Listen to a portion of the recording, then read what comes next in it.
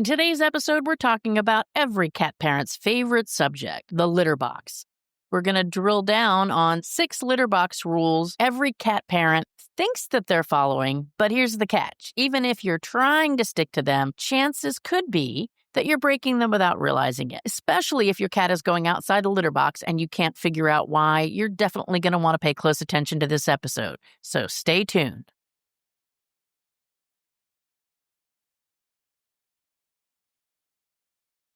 You've reached the Pet Parent Hotline, your lifeline to practical solutions for your toughest pet parenting challenges. I'm your host, Amy Castro, and I'm here to help you cut through the noise and turn expert advice into step-by-step strategies so you can stop chasing your tail and start enjoying life with pets again.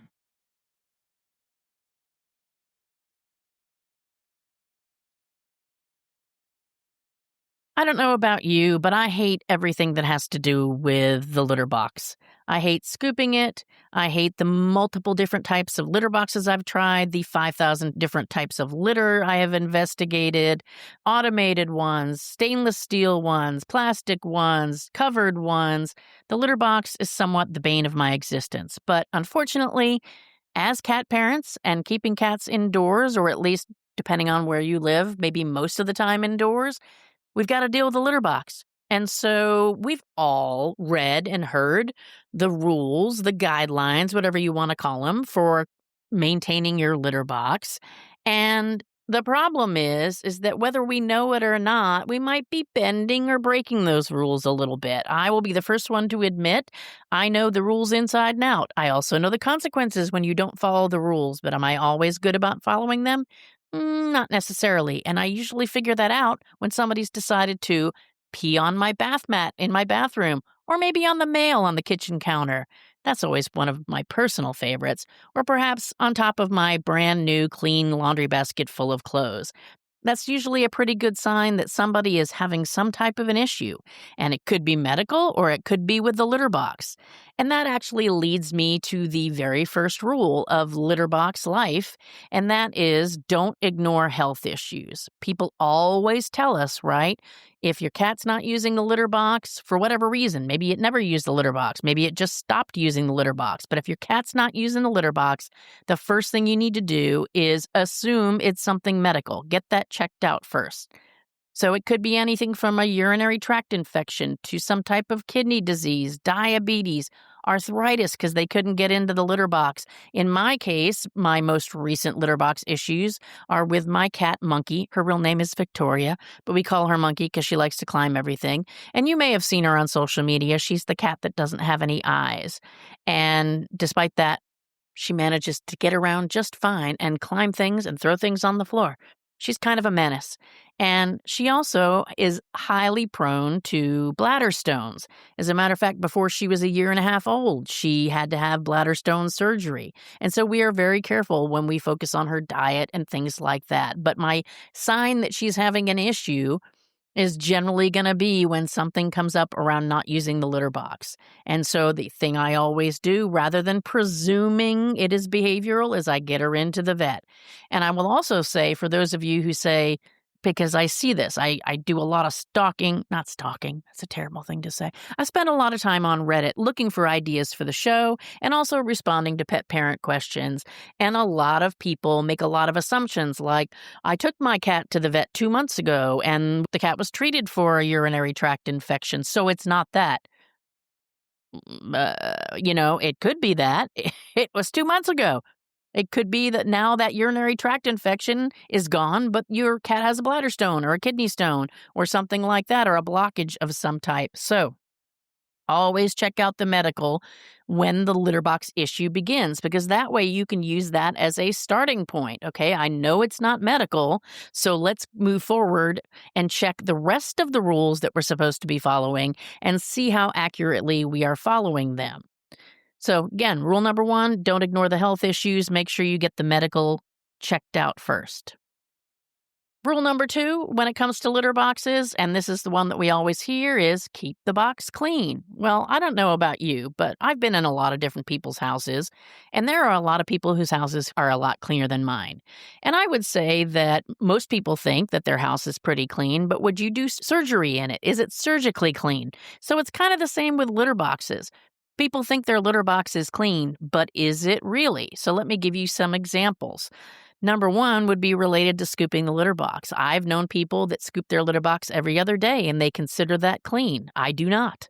I have a rule that if I see something in the litter box, I'm going to scoop it out because for many cats, scooping a litter box even once a day could make them feel like they're going into a porta potty. Just think about it. Think about you're at a festival or something and you've got to go into a porta potty.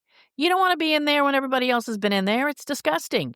And so your cat feels the same way. To them, a litter box with something in it is an unflushed toilet that they have to now walk in amongst, even if it's their own business. So scoop frequently. It might be that for your cat, once a day is enough because they don't go a lot.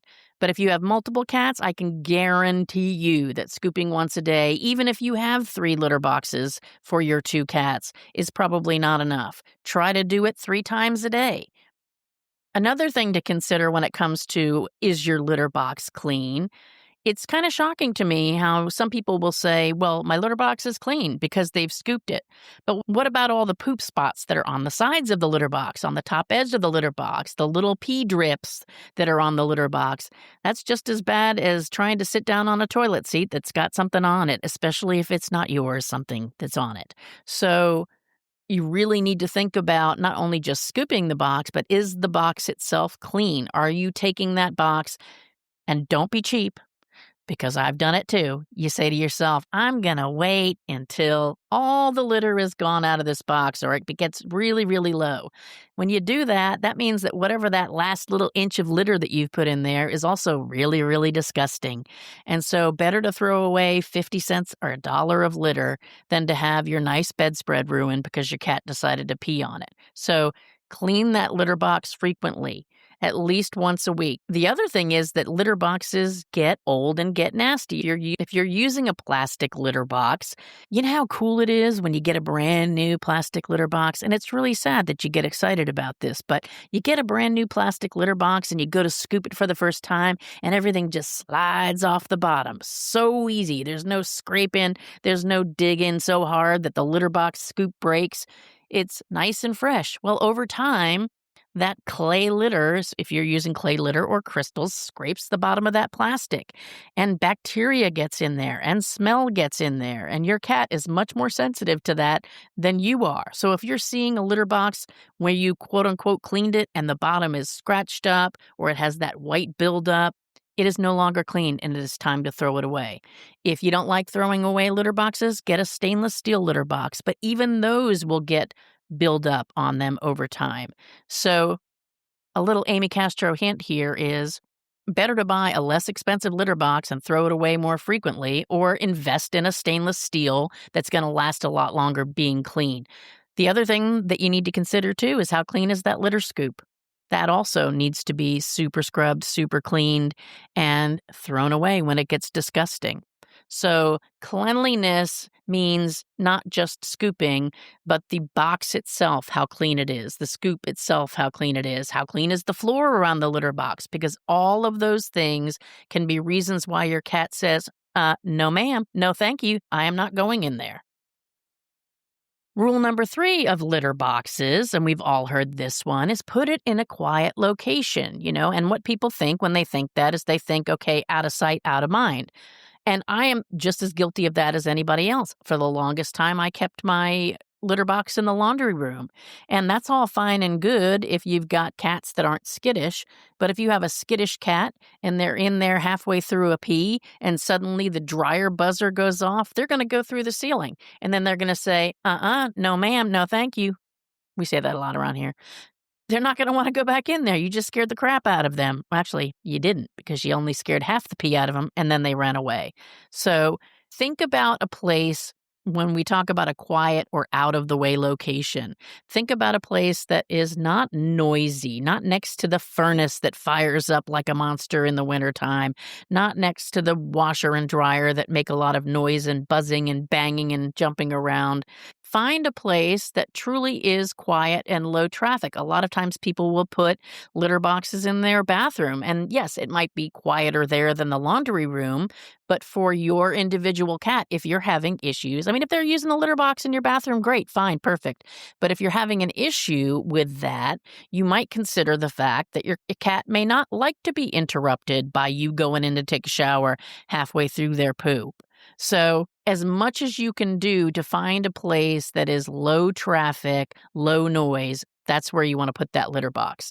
Another thing to consider too, as far as quiet location, is think about if you have multiple cats, escape routes, because that can become a huge barrier to a particular cat not using the litter box if they are caught in the litter box by another cat and then attacked or blocked or whatever the case may be. They can't get down the hallway to the litter box because the cat that doesn't like them is laying in the hallway growling. So think about accessibility for the cat themselves and not just out of the way. So just like in real estate, location, location, location, it's the same in litter box placement. You've really got to think about where you put that litter box and make sure it is optimized to the best of your ability. Again, you might be limited based on where you live, and you just have to do the best that you possibly can. Rule number 4 that we have heard is to provide a good, comfortable, quality litter box. Well, what the heck does that mean? I mean, if you're not physically getting in it, how do you know that it's comfortable? So a couple of points to ponder. Number 1, a lot of times people will go based on appearance, like, look at that cute little pink litter box.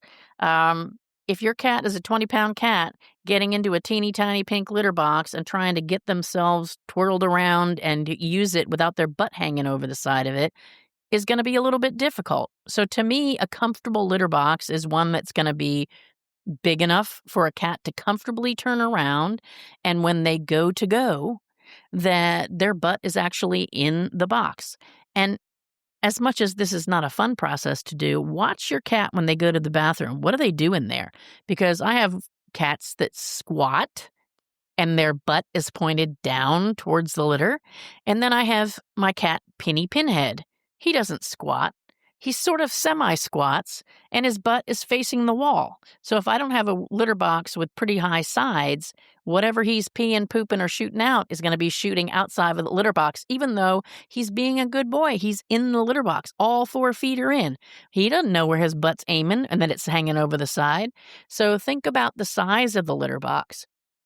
A lot of times people think more about themselves and aesthetics, so they'll do things like covered litter boxes. And I'm not saying that they're wrong. As a matter of fact, right now I'm using a covered litter box. But you've got to think about it from the cat's perspective.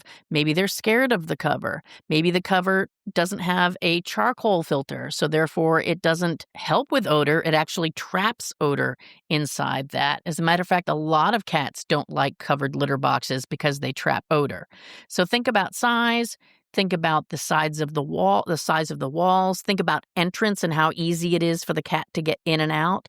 And when you're talking about some of these automated litter boxes, now I personally have never had a problem with my cats being frightened of the automated litter box, but there's always that risk when you buy an automated litter box that the cat's going to get scared of the noise or going off. And I will say the one problem that I did have with an automated litter box was cat, and it was Monkey, the one with no eyes, going in there partway, coming out partway, getting out halfway through the turn, trying to go back in while the turn is still going, and just setting off all kind of error messages, especially because she, for some reason, liked to wait until she heard it spinning, then she would go back in and then try to climb back in the litter box, which is not good for anybody involved. So think about your cat's behavior. If they're super skittish, you don't want to have anything about that litter box be scary. We'll be right back. Can we be real for a second? Vet bills can be brutal. One unexpected visit, and suddenly you're choosing between paying your rent or paying for your pet's care. That's exactly why I created the Vet Bill Survival Kit. It's free, and inside you'll find 10 proven ways to save money at the vet without shortchanging your pet. Download your kit today at petparenthotline.com/vetkit. That's petparenthotline.com/vetkit. Rule number 5 that people will always tell you is use good litter. Well, a lot of times when people think about good litter, they think about the expense or premium brands, and that equals better. Not necessarily. Some cats are very particular about the type of litter that they like, and others are less particular. So if you're having issues, especially with your cat using the litter box, and you have eliminated rules number 1 through 4 as being an issue, think about the litter. Is that the same litter you've always used? Has something changed about your cat where this litter might be bothering them more? Maybe your cat's getting older and they're more arthritic, and so getting on that big pellet litter hurts their feet more than it did when they were younger. You really need to think about what your cat is most comfortable with, and sometimes that requires a little bit of trial and error, especially if you get a new cat. I personally use clay clumping litter because it makes it easier for me to clean the litter box. But when we have small kittens at the rescue, we definitely don't use clay clumping litter because they will put their faces right in it and try to eat it. And the next thing you know, they've got a big clump of litter in their mouth, and it's super dangerous. So for little bitty kittens, we use pine pellets. Actually, we use basically horse bedding pine pellets, a lot cheaper than other pine pellets that you get that are specific for cats. The problem with the pine pellets is they don't clump, and they're not great for odor control, especially if you have multiple cats.